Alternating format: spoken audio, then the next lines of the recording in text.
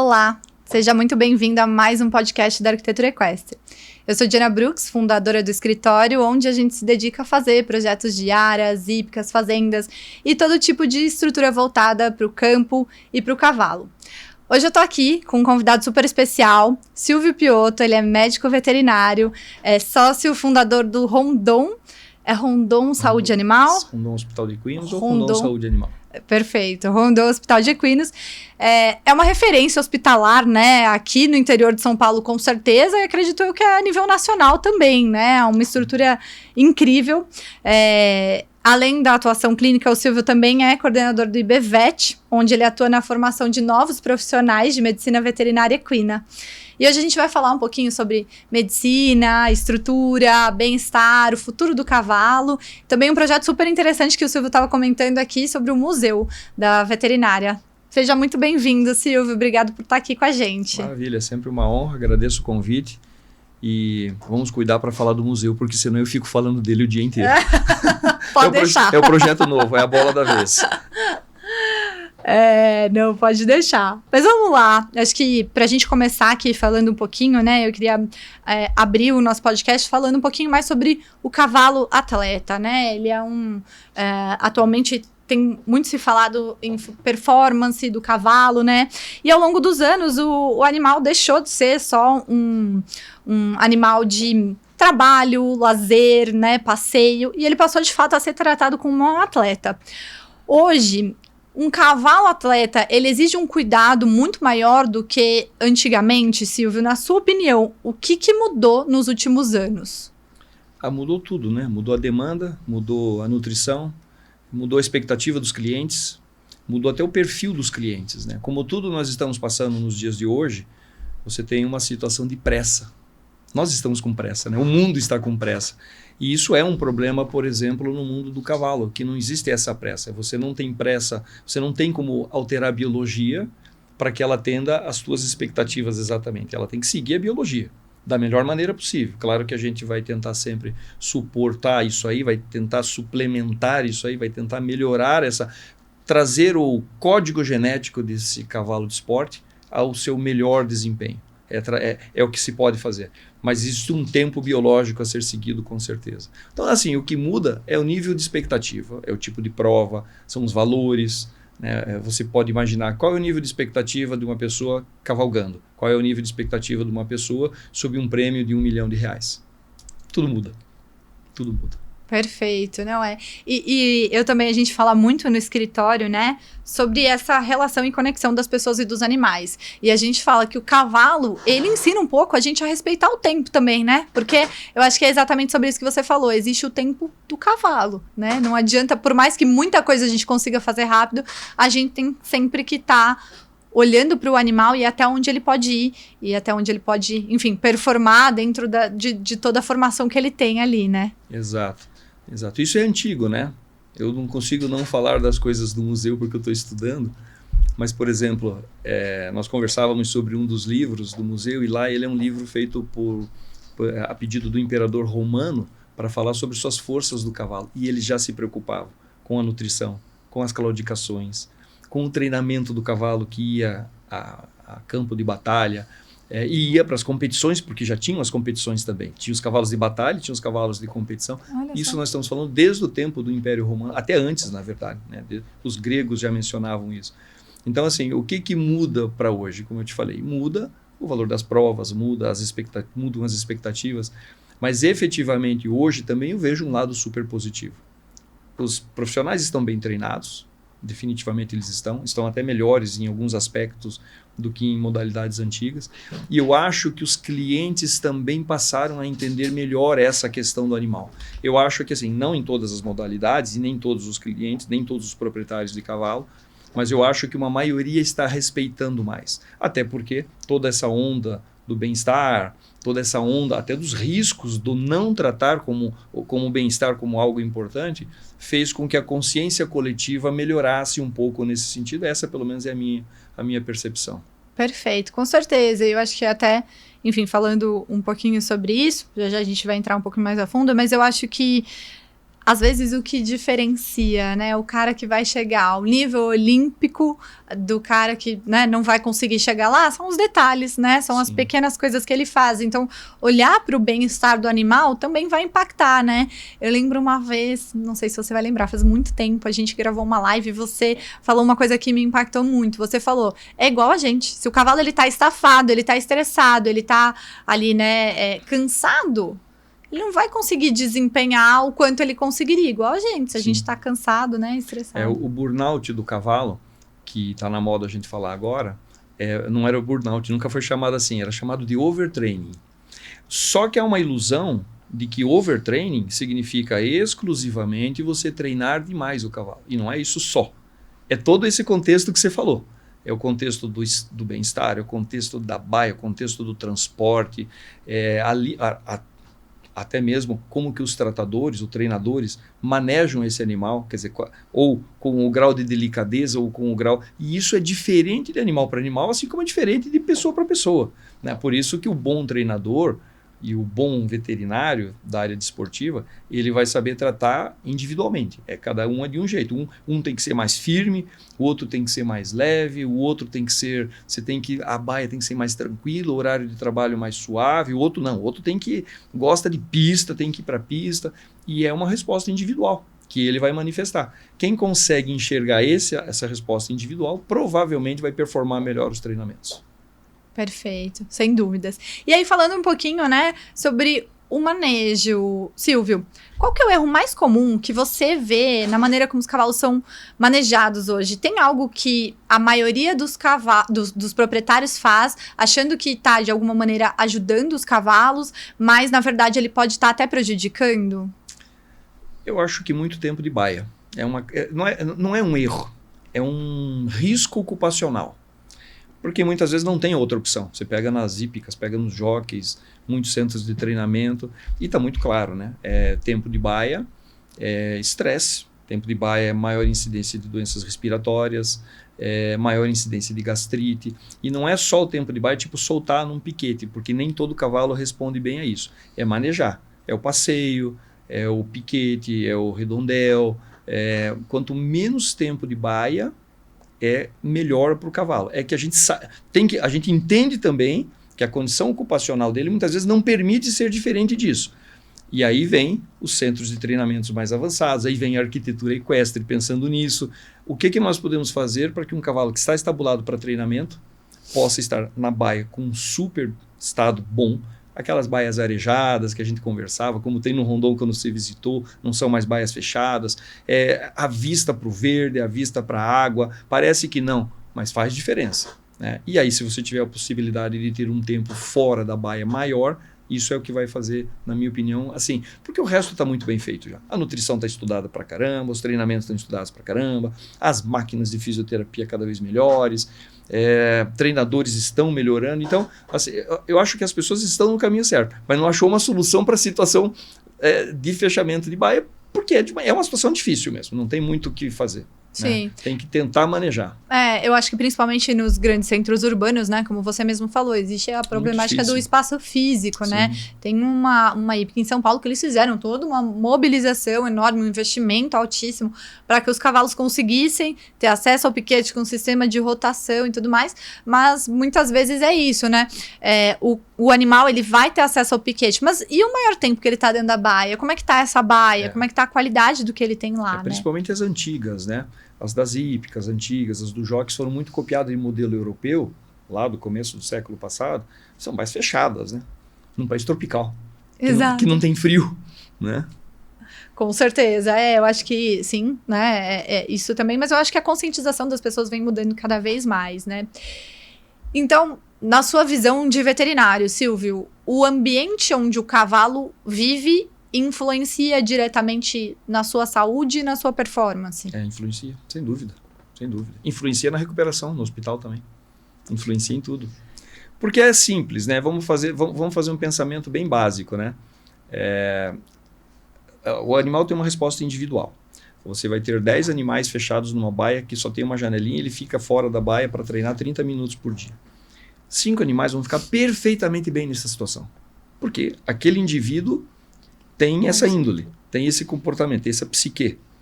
5 indivíduos, claro, estou hipotetizando, não é uma estatística isso, 5 indivíduos não vão ficar bem. E aí o que isso significa para ele não ficar bem? Num ambiente assim ou num manejo assim?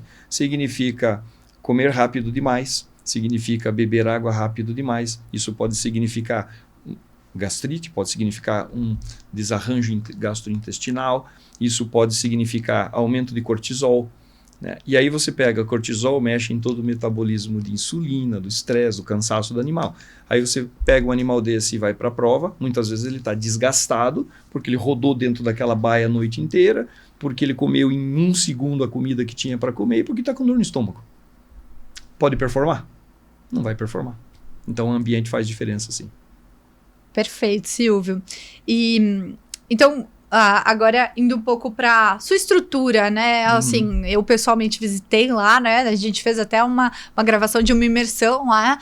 É um projeto onde você teve todo um olhar e um cuidado, né? Que claramente é de uma pessoa muito estudada, né? Para fazer até muitas das coisas que a gente aplica nos nossos projetos. Eu vi você falando lá, iluminação natural, ventilação natural, que é muito interessante, porque dá para ver que você tá com esse olhar à frente, né? Enquanto a gente vê muitos lugares, como você falou, olhando ainda lá para trás, para aquelas baias fechadas, vocês estão constantemente estudando, né?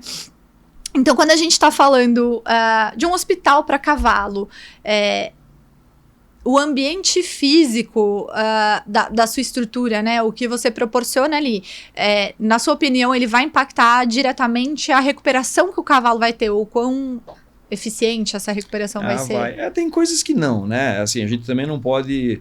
A gente tem que falar isso do ponto de vista de uma coisa que é complementar. Um hospital recebe cavalos de todos os níveis de doença. Então, tem situações que não tem o que fazer. Tem situações que são dentro da sala de cirurgia. E ponto, né? Não tem o que fazer. Sim, claro.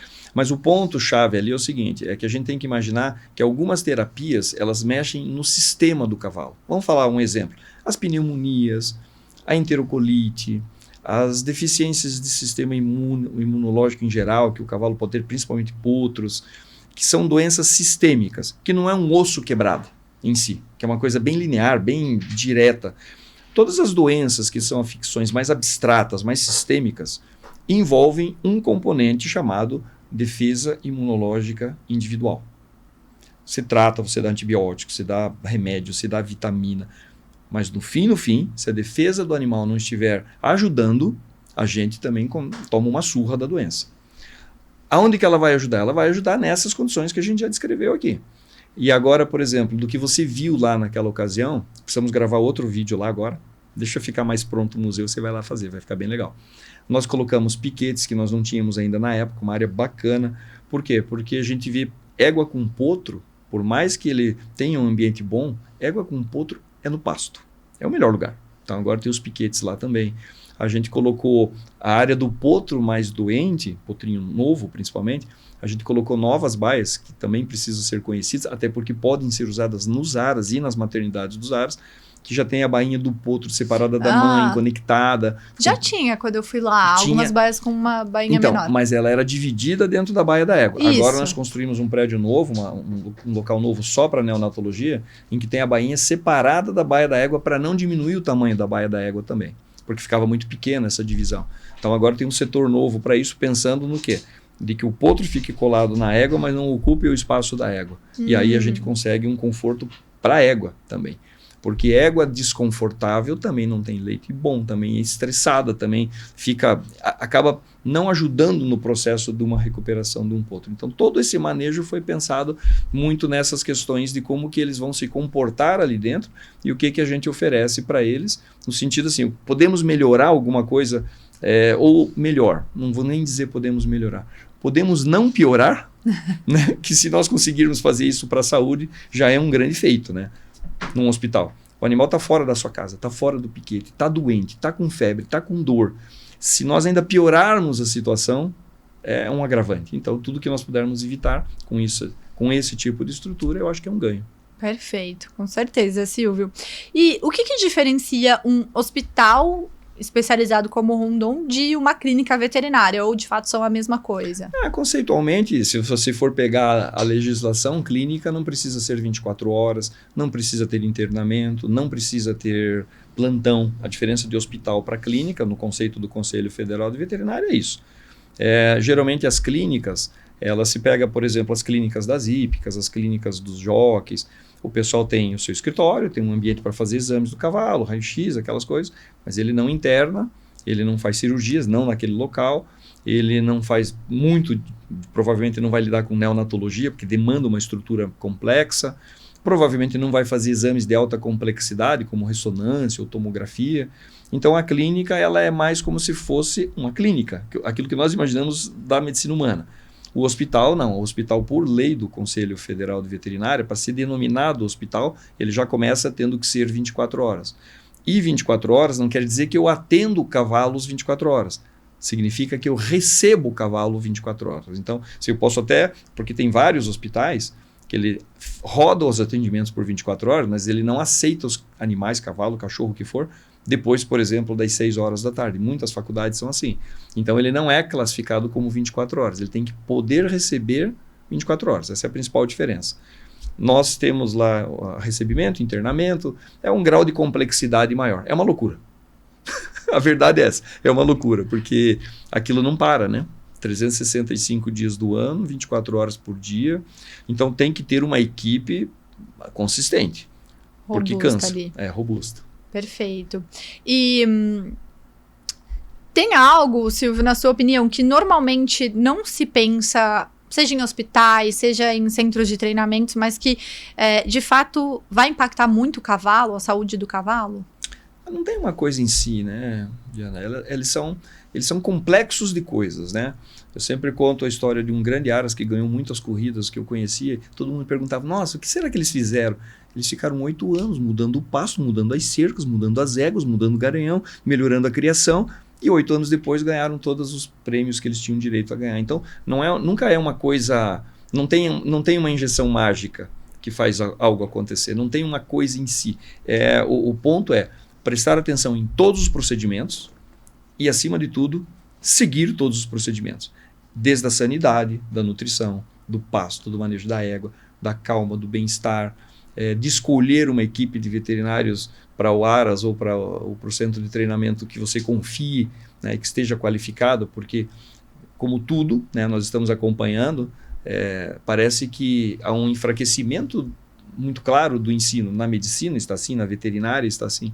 Então, o proprietário, o treinador, o centro de treinamento hoje tem que realmente separar o joio do trigo, saber escolher bem isso, porque faz diferença. Se não fizer diferença no resultado, vai fazer diferença nos custos. Porque geralmente quem não está treinado, quem não tem essa habilidade, ou gasta demais porque não sabe o que escolher, ou gasta demais porque não escolheu certo e perdeu o cavalo. De qualquer forma, vai gerar um custo para o usuário, para o proprietário do cavalo. Então, escolher bem significa não só, eticamente, você tem que escolher bem para a vida do cavalo ser melhor. É porque, muito provavelmente, uma escolha ruim vai significar perda de dinheiro também. Perfeito, Silvio. E eu acho que é um pouco disso que você falou também, né? Você deu o exemplo desse Aras, que investiu muito, teve sempre, né, reformando, troca cerca, troca piquete, troca pastagem, né? É um pouco o caso do Rondon, né? Eu apresentei aqui falando de uma estrutura que eu tinha conhecido e que, né, pelo nosso olhar que já é um pouco mais crítico na arquitetura, já era uma estrutura excelente, né? E assim, muito superior a 99% dos lugares que a gente vê por aí. Mas você mesmo falou, e a gente já melhorou. Agora a gente tem piquete, agora a gente separou. Então, é isso que diferencia, no final das contas, também. Sim. O que vai trazer, né, a excelência. É muito dinâmico, né? Tudo é muito dinâmico, né? Então, é o que nós fizemos lá, né? Agora, por exemplo, estamos colhendo toda a água dos telhados. Imagina que para você ter esses pastos o ano inteiro, tem um problema de água, né? Que é óbvio. Chega na seca, são 3, 4 meses ali que fica na terra. Então, agora nós fizemos uma cisterna lá de 200 mil litros, vamos testar de 200 mil litros para ver se ela suporta entrar cheia na seca e se ela vai suportar todo o período da seca. Nós não tem, nossa área não é tão grande assim. Então, a gente testa 200 mil litros. Foi bem, beleza. Se foi pequeno, ou a gente aumenta ou põe coloca mais uma. Mas agora, esse prédio novo que nós fizemos, por exemplo, já todo o telhado dele colhe para essa cisterna, para garantir piquetes na seca também. Né? A gente vai garantir uma outra coisa. E aí vem não só a questão do bem-estar, mas vem a questão também da própria questão ecológica, vamos chamar da assim, sustentabilidade. Né? Da sustentabilidade. É quente, né? Nós estamos numa região que é super, super quente. Os nossos telhados são telhados de telha de aço. Ali é Porto Feliz ou é Tietê? Ali é Tietê já. Tietê. Nós estamos bem na divisa, mas ali pega Tietê. E aí o que nós já queríamos fazer no outro prédio, né? Mas nesse nós estamos fazendo. A área onde fica que é só o telhado sobre as baias, nós vamos molhar ele. Só que que é um dos sistemas mais eficazes contra a telha de aço ficar muito quente nos dias muito quentes, nos horários quentes. Só que sempre eu já cheguei a molhar algumas vezes, o pessoal, nossa, tá desperdiçando água, Não, essa água ela sai de uma cisterna que veio da chuva, volta para molhar o telhado, o que não evaporar, cai na calha de novo e volta para a cisterna. Então a gente também bolou um sistema para trazer o bem-estar térmico nessas baias, que é um desafio, né? Sempre é. Então, mais um incremento ali, o tempo todo a gente tem que estar pensando nessas coisas, né? Com certeza, Silvio. E é um olhar que acredito que é muita novidade para a maioria das pessoas aqui. Eu, como arquiteta, eu conheço. Eu nunca fiz o sistema, né? Eu acho que percolação de água, enfim, na cobertura. É um sistema já conhecido em alguns lugares, mas eu nunca vi aplicado. Depois você me fala se de fato melhora o conforto térmico ali. Eu tenho uma experiência boa com isso. Eu tenho alguns barracões. Eu tinha o barracão da fábrica da Equibojo, que também era de telha de aço, e ele era baixo. E era terrível o calor, a gente colocou ventilação e tudo. Só que a telha é simples, a telha irradia calor, o sol bate nela, ela esquenta como uma chapa quente que fica 70, 80 graus de temperatura e ela fica irradiando. E o pior é que mesmo depois que o sol foi embora, ela leva horas irradiando, é como uma chapa quente, ela fica irradiando. Quando você joga água em cima, é igual você jogar água numa panela quente. Você imediatamente tira a temperatura do aço, do metal. Só que qual é o problema? O problema é o consumo da água, não sei o que e tal. E nós não temos lá um lago, alguma coisa natural. Então, o que nós fizemos? Então, agora estamos colhendo a água dos telhados numa cisterna e aí ela faz um circuito fechado. Claro que não é toda a água que volta, porque uma quantidade enorme vai evaporar e aí tudo bem. E aí a telha baixa de temperatura. Eu vou falar para você, o conforto térmico é excelente. Perfeito. Excelente. Né? Eu acho que existem estudos que dizem que a temperatura pode baixar até 5 graus.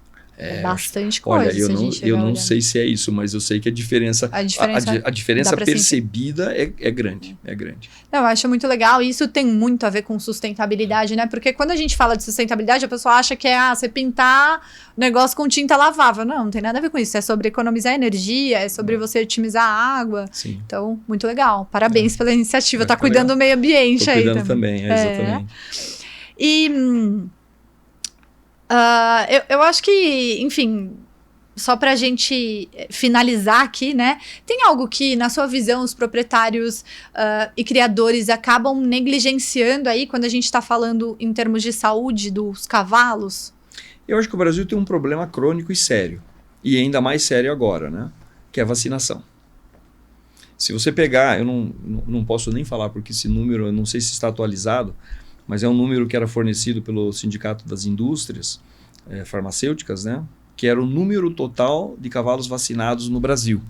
A gente fala, nós temos o 4º maior plantel, o 5º maior plantel, não sei o quê, uma economia, discutimos isso antes do podcast, né?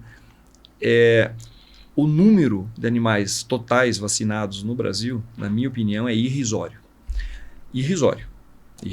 Chega a ser vergonhoso. E pior agora, com a situação da companhia Dechra, que não se sabe ainda ao certo. A verdade é que ela fechou a operação. Não se sabe se ela vai seguir com a operação comercial importando vacinas de fora e colocando no mercado brasileiro, que também cai num outro problema. Ela precisa validar essas vacinas e aprovar no Ministério da Agricultura, então vai levar tempo. As que estão aqui não se sabe se eles vão parar de ver, se eles vão passar para alguém fazer.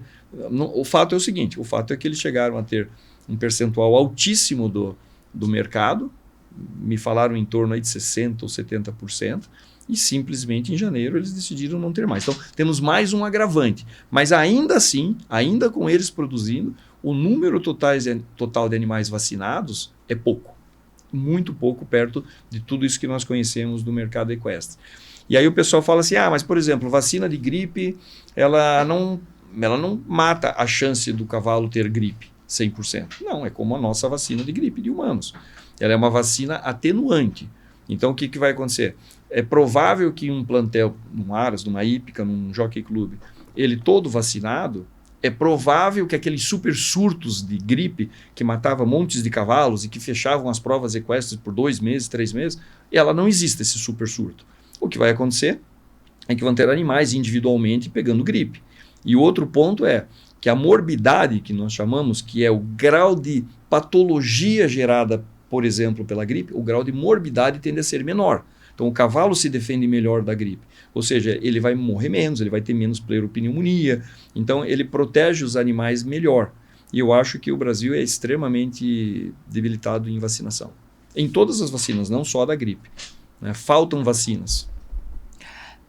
Mas aí voltando um pouquinho, você acha que falta essa conscientização das pessoas também sobre a importância? Falta porque, veja, o criador, em geral, o mundo do cavalo, as associações, a Câmara de Equicultura da Câmara Nacional da Agricultura, os próprios criadores, eles têm muita força, né? Eles mexeram no programa sanitário de equinos com a força que tem. Eles têm muita força. Então, se isso despertasse como um grande interesse, é muito provável que se conseguisse um movimento pró. Não é rápido, ok? Então, aceitamos que não é rápido, porque precisa a indústria trazer, precisa importar, tem um processo aí para acontecer. Mas não há assim, um grande foco de interesse nisso. Assim, não é uma coisa que, estou pensando nisso e é importante para nós. É uma coisa que está sendo levada e está tudo bem. Aí o grande ponto é que, diferente das outras espécies animais, onde a vacinação faz parte do processo financeiro, no cavalo não faz. Não faz, porque não faz.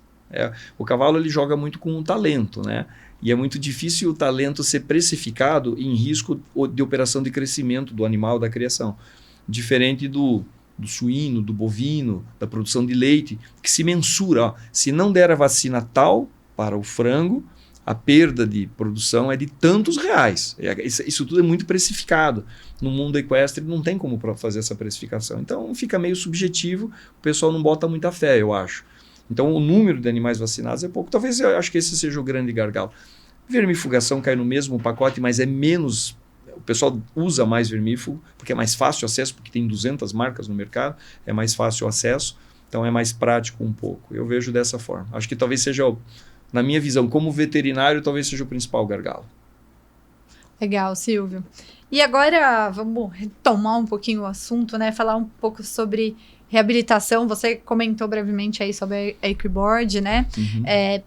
Então, além do hospital, né? Você também atua com esses equipamentos para condicionamento, para reabilitação do cavalo. E muita gente acaba vendo isso como um luxo, né? E na sua visão, esses equipamentos, eles são luxo ou eles são uma ferramenta essencial para a saúde e performance do animal? Eu não posso nem responder diferente, né? Porque digamos que a minha resposta ela é suspeita, mas a verdade é a seguinte: ele só não é totalmente usado por todo mundo por custo.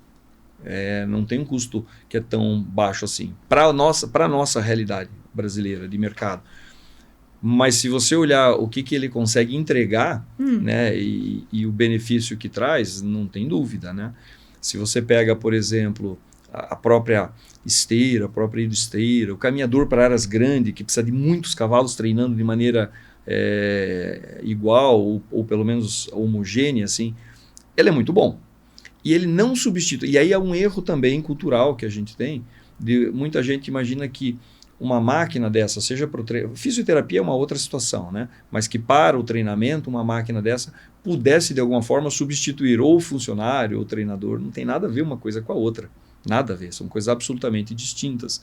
O que um equipamento consegue entregar é uma melhora de otimização do tempo e do cavalo para a formação muscular e cardiorrespiratória. Ele não ensina embocadura, ele não ensina passada, ele não ensina girar o tambor, ele não ensina saltar, ele não ensina correr no jockey, ele não ensina nada disso. Ele apenas faz com que a condição física do animal fique melhor. Com a condição física melhor é simples. Imaginemos nós indo jogar futebol porque eu não jogo futebol, provavelmente você também não imagino que você seja uma grande jogadora de futebol. Não jogamos futebol. E resolvemos, do nada, jogar futebol no sábado. O que vai acontecer com a gente? Nós não temos força física, não temos tendões, não temos ligamentos, não temos articulações e não temos pulmão para essa atividade. Nós vamos ter provavelmente dor articular, dor muscular, dor ligamentar, provavelmente vamos estar muito cansados, talvez até com um burnoutzinho físico, vamos chamar assim, um estresse de cansaço. É simples, é exatamente a mesma coisa. O cavalo ele precisa estar extremamente bem condicionado para aguentar todo aquilo que o proprietário e o treinador esperam dele. Mais força física, mais força muscular, mais força articular, mais condição cardiorrespiratória. Nisso é possível ajudar. E aí complementa o trabalho técnico dos profissionais. Só para completar, imagine um jogador de futebol profissional, o Neymar. Quantas horas por dia você acha que o Neymar joga bola?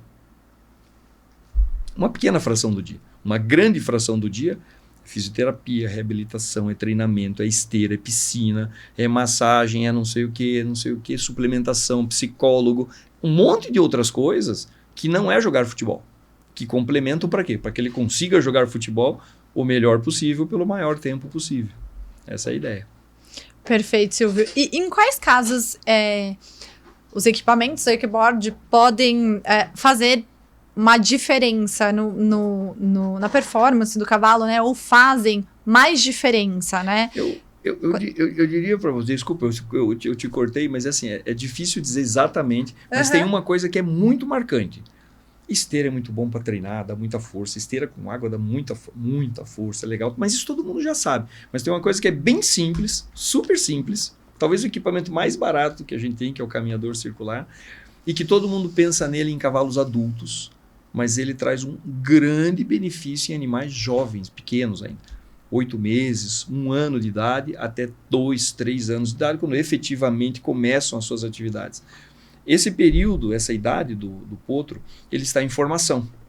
O corpo responde à formação de acordo com 2 características básicas, chamadas fenotípicas e genotípicas. É aquilo que vem no genoma, no DNA do cavalo, e aquilo que o meio ambiente proporciona para ele, a experiência dele de melhor. Não podemos mexer na genética, mas podemos mexer nas características daquilo que ele é desafiado. Então, quando você pega um potro bem jovem ainda, e você começa com, claro que com treinamento gradual, mas muito antes dos 3 anos de idade, que é onde começam 2 anos em algumas modalidades, você começa a colocar ele, por exemplo, para exercitar, com todo o cuidado que tem que ter, e ele vai estimulando tanto os ossos quanto os tendões e ligamentos, e ele vai se tornar mais resistente quando chegar a idade dele iniciar o treinamento dele. Então, assim, uma coisa que quase não se faz, isso é pré-treino, isso está muito bem estudado com artigos científicos, inclusive um livro feito na Austrália sobre que menciona toda essa história do pré-treino. Isso traz um benefício extremamente grande, não para o potro, óbvio, a 1 ano de idade, mas sim para esse cavalo aos 3, o fato dele ter iniciado cedo. E aí é simples. Veja os atletas profissionais, os que treinam. Veja os atletas olímpicos, quando que eles começam. Eles não começam aos 20 anos de idade. Eles começam aos 8. Ah, ok, tem uma progressão. Óbvio que tem uma progressão, mas esse 8 é para dar tempo de estimular a sua genética, que já é boa para aquilo, ter tempo dela se desenvolver tudo o que ela precisa desenvolver quando ele estiver pronto para ir para a Olimpíada, por exemplo. Então, o chamado pré-training faz muita diferença. Perfeito, acho que respondeu super bem a pergunta aí, né? Talvez não o que mais diferencia, mas de fato algo que... como usar a ferramenta também como um plus, né? Porque realmente até eu, né? A gente faz muitos projetos lá, em muitos lugares as pessoas pedem, né? Mas nunca pensando dessa maneira, né? Iniciar o potro, né? Antes mesmo. Então, muito legal. Tudo isso que você pontuou aqui. E ainda falando um pouquinho sobre reabilitação e tecnologia, Silvio, na sua opinião, o que ainda precisa evoluir na forma como a gente cuida dos cavalos aqui no Brasil? Assim, tem poucos detalhes, né, eu acho. Eu acho que a gente tem que cuidar da questão sanitária, que a gente já mencionou aqui. Acho que é bem importante. Eu acho que a gente tem que cuidar um pouco mais da questão da política das coisas envolvidas nas atividades. Eu vejo que muitas modalidades, e eu acompanho algumas, assim, são legais, estão crescendo, estão indo bem, mas eu acho que falta mais dinheiro. Não tem nada a ver com a criação, com o cavalo. É simples. Por que nos Estados Unidos tem tanta pesquisa, tanta farmacêutica, tanta criação, tanto mercado, paga-se caro, compra-se caro, paga... Porque as competições, em geral, elas acabam movimentando um valor em dinheiro assim, que é significativo. Outro ponto importante que eu vejo para a criação brasileira, em geral, de qualquer modalidade, é que o dinheiro que se ganha, que se dá nos prêmios, que se dão nas provas, ele deve ser o mais homogêneo e honesto e horizontal possível, como em muitas modalidades em muitos lugares do mundo. Não todas, claro. Tem lugares que são bem elitizados também. Porque se você consegue trazer prêmios que são em dinheiro, que não é medalha, que não é só a homenagem, que não é só o status, você consegue desenvolver o que nós chamamos de base da pirâmide do cavalo. Essa base da pirâmide ela é muito frágil no Brasil. Existe um bom mercado, existe um bom... Né, a pirâmide ela não é ruim, mas a base da pirâmide é muito fraca, é muito frágil. A classe média do cavalo brasileiro é muito fraca. Por quê? Porque ela não consegue se bancar sem ela ter um estímulo em dinheiro que acontece em muitos lugares do mundo. Quando as provas aumentarem isso, você vai ter sempre o grande criador competindo no grande slam de todas as modalidades, mas você vai ter a base da pirâmide conseguindo se desenvolver melhor. E aí a escala aumenta. Se a escala aumenta, todos ganham. O veterinário ganha, a indústria que vai embora volta porque aí tem mercado, o criador grande passa a ter inclusive um mercado para compra daquele que não é o super cavalo mais caro dele, porque nem todo mundo cria só craques de alto valor. Numa criação você tem sempre os melhores e você tem a base também. Essa base vai para onde? Se você tivesse um mercado de classe média, vamos chamar assim, a base da pirâmide da equinocultura, comprando esses cavalos, até os grandes criadores conseguiriam vender para eles. Então eu penso assim, que falta um pouco esse estímulo, nós somos elitizados demais, ao meu ver. Muito legal sua visão, Silvio, faz todo sentido com toda essa explicação que você trouxe aí, né, o contexto. Com certeza me colocou aqui para pensar em todos esses níveis, né, e acho que você fez uma leitura muito boa do mercado a nível nacional, né, e muitas vezes é essa base o que, de fato, né, a gente vê em muitos lugares, né, poxa, a escola, né, é a base que está começando, que está super animada, e a maioria, né, porque são poucas pessoas que realmente chegam lá, né, e essas pessoas acabam sendo uma parcela muito pequena, que é muito gratificada, mas acho que falta realmente trabalhar Você quer um exemplo, assim, para nós viajarmos? Você pode viajar um pouco? Então vamos viajar Vamos lá. Vamos viajar um pouco. Eu estive na China alguns anos atrás, para ver coisas de empresa e tal, e fui numa feira equestre na China, imaginando que eu ia achar coisas muito legais para trazer para o Brasil. E era exatamente o contrário. A feira eram as pessoas dos outros países vendendo para a China. Então tinha estandes da Bélgica, estandes da Alemanha, estandes praticamente quase todos os países da Europa. Eu fui conversar com um cara da Bélgica, eu não entendi nada, né? Eu não estava entendendo nada. Era o seguinte, a loucura daquela dinheirama da Ásia, principalmente a China, os caras começam a comprar tudo que não precisa, tudo que querem, tudo que podem, porque tinha muito dinheiro. Carros de luxo, barcos, e, naturalmente, o cavalo sempre aparece nesse cenário. Eles estavam comprando muito, eles não têm cavalo lá. Para você ter uma ideia, esse camarada da Bélgica, e agora tem o trem que vai até a Rússia, e da Rússia vai até a Alemanha, agora eles conseguem mandar os cavalos de trem até Xangai. De trem, no trem-bala. Então eles estão mandando os cavalos de trem para lá. Não precisa mais ser avião, que é caro, difícil de embalar, pôr naqueles containers e tal. Então agora eles estão mandando para lá. Imagine o seguinte, imagine uma força-tarefa da mesma maneira como você ter aqui um mercado um pouco mais horizontal, para que você possa inclusive ter um mercado consumidor do que não é o super top caro, e você ter um segundo mercado de exportação. Qual é o problema de exportar, por exemplo, cavalos para a China? Eu tive uma cliente que exportava para a Coreia. O problema é um só, não é o custo. Eles vão pagar o custo, com certeza vai ser barato para eles, para quem tem dinheiro lá. O problema é pacto sanitário. O Brasil não tem pacto sanitário com vários países. Tem a questão do mormo, que ficou polêmica para a questão de exportação de cavalos. Tem que mandar para um lugar, depois para outro lugar. Mas isso dá para se ajeitar. Agora, se nós tivéssemos como desenvolver um pacto sanitário como tem o Brasil com alguns países, talvez se pudesse exportar para um lugar que quase ninguém pensa. quando pensa em exportar, a maioria das pessoas quer exportar cavalos de $1 milhão para a Europa ou para os Estados Unidos. E está ótimo. Graças a Deus esse cliente existe também. Mas por que não exportar, de repente, 200 cavalos manga larga, marchador, por exemplo, para a Ásia, para a China? A 10, 12, 15 mil dólares cada um, que é o que eles pagam lá. Né? Então, por que não tentar isso? Por quê? Para criar mais mercado, para que o mercado brasileiro cresça, para que se o criador vender mais, ele constrói mais baia. Se ele vender mais pessoas vão consumir, mais pessoas vão usar, aí o mercado ele fica pujante, ele fica ele vai para cima. Né?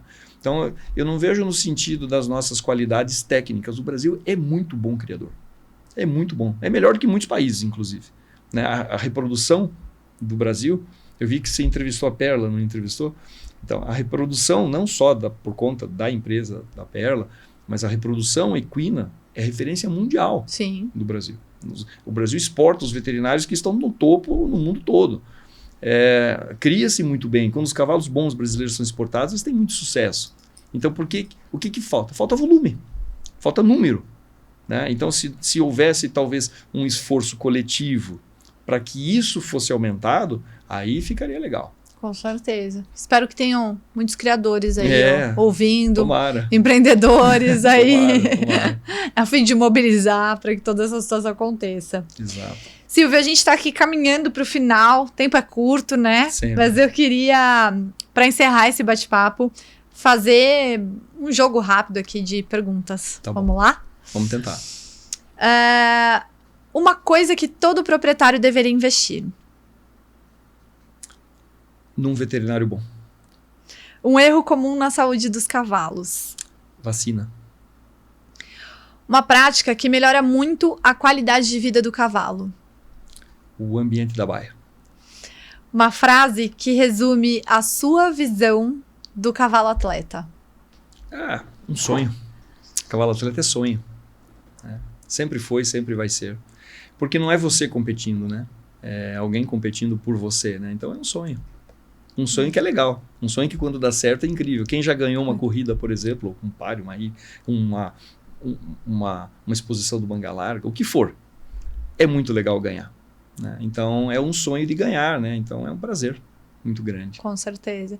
E é muito legal ver as pessoas ganhando também, né? Lá no escritório a gente vibra por cada um. Exatamente. Eu nunca criei, né? Eu já tive cavalo, mas eu nunca criei cavalos.